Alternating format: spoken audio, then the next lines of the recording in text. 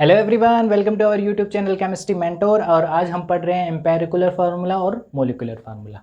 ठीक है, तो क्या होता है पहले ये देखो, एम्पेरिकुलर फार्मूला और मोलिकुलर फार्मूला में डिफरेंस क्या है। ठीक है, एम्पेरिकुलर फार्मूला को ऐसे समझो जैसे कोई अभी रिसेंटली क्या हुआ है, 10th क्लास का रिजल्ट आया है। ठीक है, तो आपसे कोई भी पूछता है कि हाँ भाई 10th क्लास में क्या रहा, तो जो आप बताएंगे पास हुए या फेल हुए, ये क्या है, पास होना या फेल होना, ये आपका एम्पेरिकुलर फार्मूले की तरह है। ठीक है, यानी कि जस्ट बता दिया कि ये हुआ है, पास हुए या फेल हुए हैं। और इसी के अपोजिट अगर आपसे कोई मोलिकुलर फार्मूला पूछे तो उसमें क्या बताना है आपको, उसमें बताना है, मान लो परसेंटेज बतानी है हमें।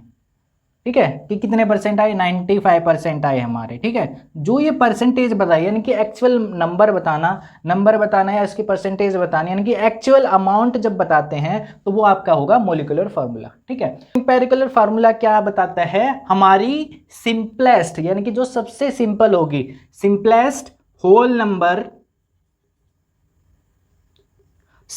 होल नंबर रेशियो बताएगी किस चीज की, एटम्स की।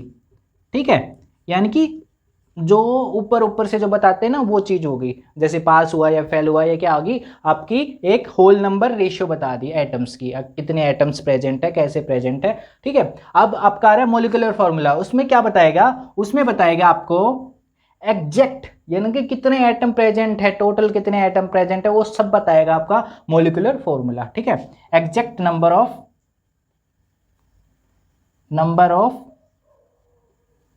एटम्स। ठीक है, जो एटम्स प्रेजेंट होंगे वो बताएगा आपका एग्जैक्ट नंबर, वो है आपका मोलिकुलर फार्मूला।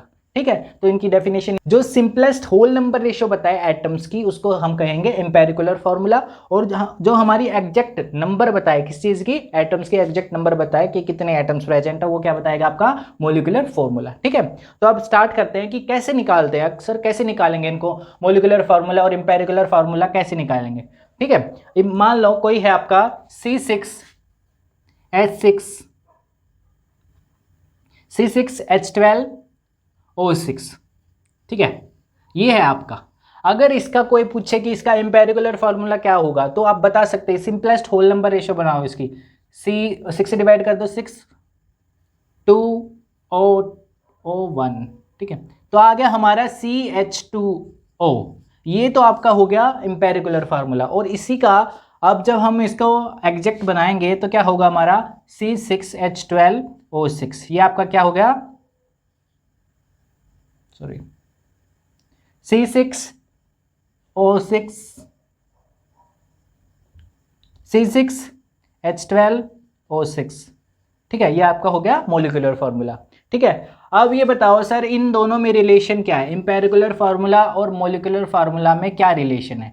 ठीक है, तो हमारा n होता है जो नंबर ऑफ, यानी कि जो मल्टीप्लाई करेंगे इसका, n किसके बराबर होता है, मोलिकुलर फार्मूला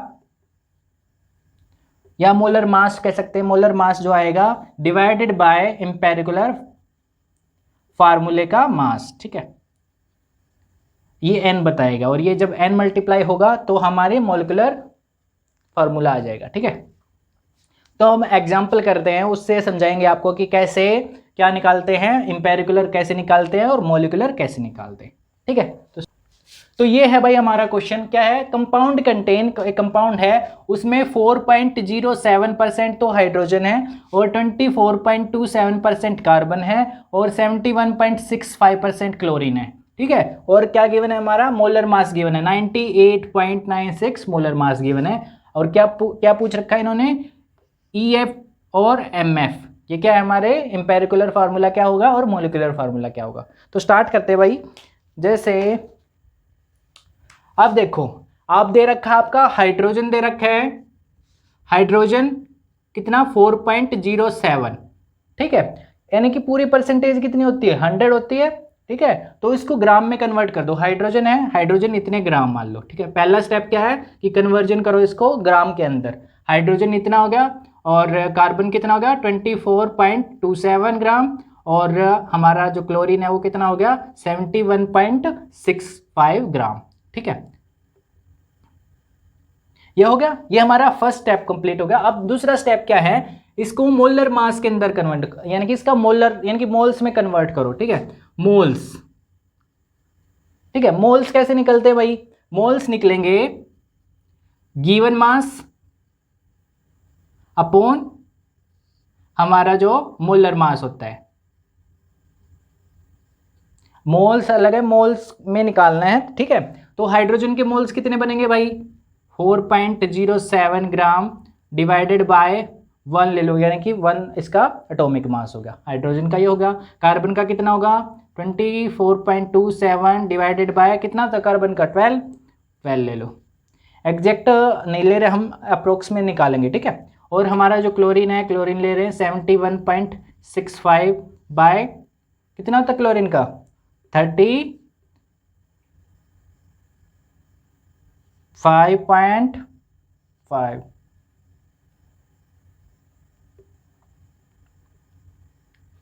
35.5, ठीक है। जब इनकी रेशियो निकलेगी तो कितने आ गया, 4.07 ही आ गया। इसका कितना आएगा, 2 पॉइंट कुछ आएगा, ठीक है। इसका 35 70 इसका भी 2 पॉइंट कुछ आएगा, ठीक है। ये आ गया हमारा। अब इसको मोल्स में कन्वर्ट कर दिया, हमें हमारा ये होगा मोल्स। अब तीसरा स्टेप, ये जो मेन स्टेप है, इसमें क्या होगा, डिवाइड करो, किससे डिवाइड करना है, जो हमारे मोल्स आए हैं इसको डिवाइड करो बाय जो स्मॉलेस्ट होगा, जो स्मॉलेस्ट मोल आए हैं उससे डिवाइड करो, डिवाइड बाय स्मॉलेस्ट मोल्स होकर, ठीक है। अब इसको जब डिवाइड किया तो क्या आया हमारा, यानी कि 2 से डिवाइड करेंगे, सबसे छोटा तो ये है, यानी कि इसी से डिवाइड करेंगे, इसका आ गया 1, इसका आ गया भाई 1, इसका आ गया 2 से डिवाइड करेंगे तो 2, ठीक है। यानी कि हाइड्रोजन का कितना आ गया हमारा यहाँ पे 2, कार्बन का कितना आ गया 1 और क्लोरीन का कितना आ गया 1। तो हमारा यहाँ से क्या आ गया, यहाँ से हमारा एम्पेरिकुलर फार्मूला आ गया, वो क्या हुआ, CH2Cl, ठीक है। ये आ गया हमारा, क्या आ गया हमारा, एम्पेरिकुलर फार्मूला आ गया। अब नेक्स्ट स्टेप क्या है भाई हमारा, नेक्स्ट स्टेप में हम निकालेंगे एम्पेरिकुलर फार्मूला का मास, ठीक है। जो हमारा एम्पेरिकुलर फार्मूला का है इसका मास निकालेंगे, कितना होगा, कार्बन 12 प्लस हाइड्रोजन 2 इंटू 1, ठीक है। 2 हैं यहाँ पे हाइड्रोजन, और कितना होता है, एक का 1 होता है, प्लस 35.5, ठीक है। तो कितना आ गया, 14 और 35 49.5 ग्राम। ये आ गया हमारा एम्पेरिकुलर फार्मूले का मास, ठीक है। अब क्या है, लास्ट स्टेप है हमारा, क्या निकालेंगे, हम निकालेंगे अब मोलिकुलर मास, सॉरी, अब निकालेंगे हम मोलिकुलर फार्मूला, ठीक है।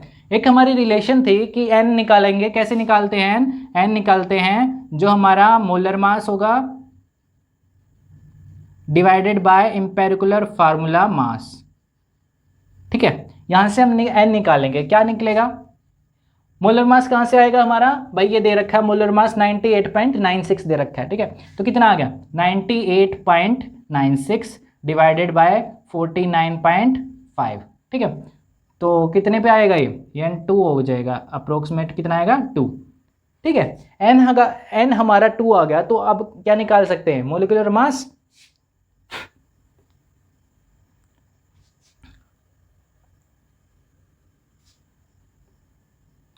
n हमारा 2 आ गया। अब जो हमारा जो n2 आया है इसको मल्टीप्लाई करेंगे हम किससे, एम्पेरिकुलर फार्मूला से, तो वो हमारा क्या निकल जाएगा, ये हमारा n इंटू क्या होता है, एम्पेरिकुलर फार्मूला, ठीक है।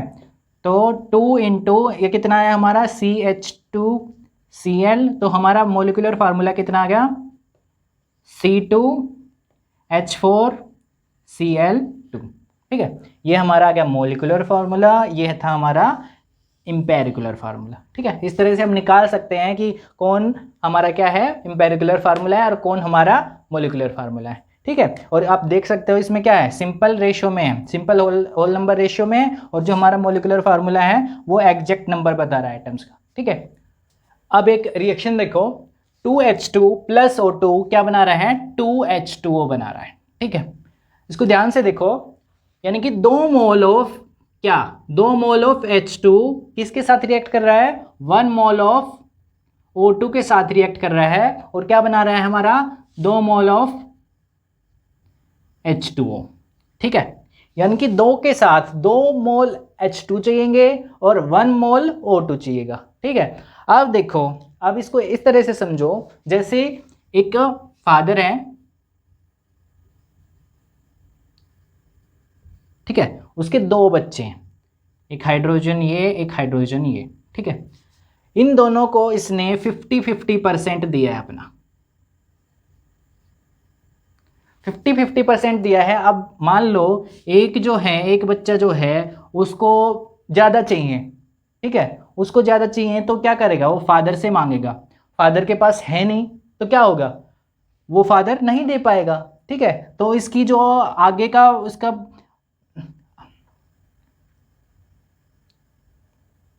इसका आगे का जो माइंड में चल रहा है कि क्या करना क्या नहीं करना, वो बंद हो जाएगा। क्यों? क्योंकि पीछे से इन्वेस्टमेंट खत्म होगी, ठीक है। इसका मतलब जो हमारा फादर है ये हमारा O2 है, ठीक है। जो O2 है वो उसकी वजह से ये रिएक्शन हो रही है, उसकी वजह से इसको इन दोनों को इन्वेस्टमेंट मिल रही है, ठीक है। अगर O2 के पास, अगर मान लो अगर इसके 3 बच्चे हैं, 3 एक और बच्चा आ गया मान लो मांगने के लिए, तो उसको नहीं दे पाएगा, वो नहीं दे पाएगा। तो ये क्या है, जो हमारा जो O2 है वो क्या है, एक लिमिटिंग रिएजेंट है, लिमिटिंग रिएजेंट। मतलब क्या हुआ सर, कि इसकी वजह से ये जो है ये रिएक्शन को कंट्रोल कर रहा है, ठीक है, ये रिएक्शन को कंट्रोल कर रहा है। अगर इसकी कमी होगी, ठीक है, इसकी कमी होगी तो रिएक्शन नहीं होगी। अगर मान लो यहाँ पे 3H2O हो गए, 3H2 हो गए सॉरी, तो ये रिएक्शन कंप्लीट नहीं होगी, क्योंकि ये जो O2 है, O2 का पूरी तरह से कंजप्शन हो चुका है और उसके बाद भी एक H2 रिमेनिंग है, ठीक है, एक H2 बचा हुआ है, क्योंकि ये जो O2 है 2 के साथ रिएक्ट कर सकता है, यानी कि 2 को ही दे सकता है और बाकी को नहीं देगा। इस वजह से जो हमारा O2 है वो क्या है, लिमिटिंग रिएजेंट है। तो लिमिटिंग रिएजेंट कौन से हुए, वो जो लिमिटिंग रिएजेंट होते हैं वो रिएजेंट होते हैं जो कि लिमिट कर दे, यानी कि एक तरह से बांध दे एक रिएक्शन को कि इससे ज़्यादा नहीं होगी, होगी तो इतनी होगी, उससे ज़्यादा नहीं होगी, ठीक है, वो हमारे होते हैं लिमिटिंग रिएजेंट, ठीक है। तो लिमिटिंग रिएजेंट की डेफिनेशन क्या होगी, दीज आर द रिएक्टेंट, वो रिएक्टेंट हैं दैट इज कंप्लीटली कंज्यूम, यानी कि जो कि पूरी तरह से कंज्यूम कर लिए जाते हैं, खा लिए जाते हैं, ठीक है, इन द रिएक्शन के अंदर, और क्या बना देते हैं, प्रोडक्ट बना देते हैं, ठीक है। अगर इनकी कोई भी मात्रा कम होगी तो कम प्रोडक्ट बनेगा, ठीक है, और ज़्यादा होगी तो ज़्यादा प्रोडक्ट बनेगा, ठीक है। और जो हमारा लिमिटिंग रिएजेंट है वो हमेशा कम मात्रा में ही मिलेंगे, यानी कि जो कम मात्रा में है वो ही आपका लिमिटिंग रिएजेंट होता है, ठीक है।